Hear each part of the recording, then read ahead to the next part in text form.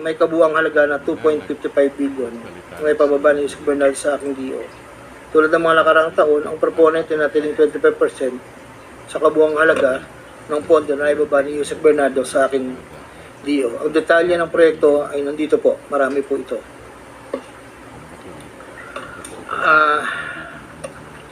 Taong 2022, yun nga po, nabanggit ko kanina, humiling si Senator Joel Villanueva ng proyektong multipurpose building, kakalaga ng 1.5B.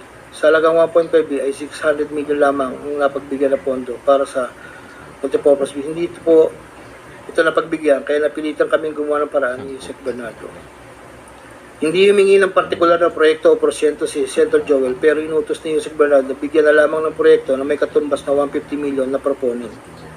Dahil dito, nabigyan si Senator Joel ng proyektong Unprogram Operations ng 2023 nagkakalaga ng 600 million na pawang mga flood control ng mga proyekto at kung saan susumahin na 25% na proponent na may halaga na 150 million.